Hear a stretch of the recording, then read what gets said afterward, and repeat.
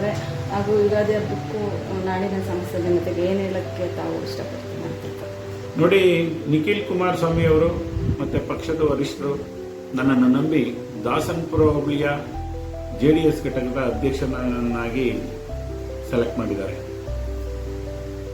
Dasanapura ಹೋಬಳಿಯಲ್ಲಿ JDS ಪಕ್ಷ ಪ್ರಬಲವಾಗೇ ಇದೆ.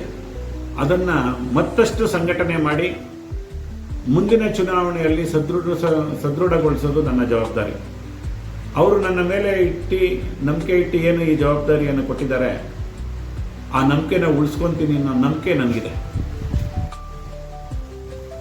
ಮುಂದಿನ ಎಲೆಕ್ಷನ್ ಹೊತ್ತಿಗೆ ಹೆಚ್ಚಿನ ಕಾರ್ಯಕರ್ತರನ್ನು ಸಂಘಟಿಸಿ ಪಕ್ಷವನ್ನು ಖಂಡಿತವಾಗಲೂ ಬಲಗೊಳಿಸ್ತೇನೆ. ಹಾಗೆ ಮುಂದೆ ಬರ್ತಾ ಇರತಕ್ಕಂಥ ಯುಗಾದಿ ಹಬ್ಬ ಈ ನನ್ನ ದಾಸನಪುರ ಹೋಬಳಿಯ ಜನತೆಗೆ, ಯಲಹಂಕ ಕ್ಷೇತ್ರದ ಜನತೆಗೆ ಒಳ್ಳೆಯದಾಗಲಿ. ಬೇವು ಬೆಲ್ಲ ತಿಂದು ಒಳ್ಳೇದು ಮಾತಾಡಿ ಅನ್ನೋ ಹಾಗೆ ಜೀವನದಲ್ಲಿ ಕಷ್ಟ ಸುಖಗಳು ಬಂದೇ ಬರ್ತವೆ, ಅದನ್ನು ಸಮನಾಗಿ ಎದುರಿಸಲೇಬೇಕು. ಈಗ ನನ್ನ ಕೊಟ್ಟಿರೋ ಅವಕಾಶವನ್ನು ನಾನು ಖಂಡಿತವಾಗಲೂ ಸದುಪಯೋಗ ಪಡಿಸ್ಕೊಳ್ತೀನಿ ಅಂತ ಈ ಮುಖಾಂತರ ಹೇಳಕ್ಕೆ ಇಷ್ಟಪಡ್ತೀನಿ.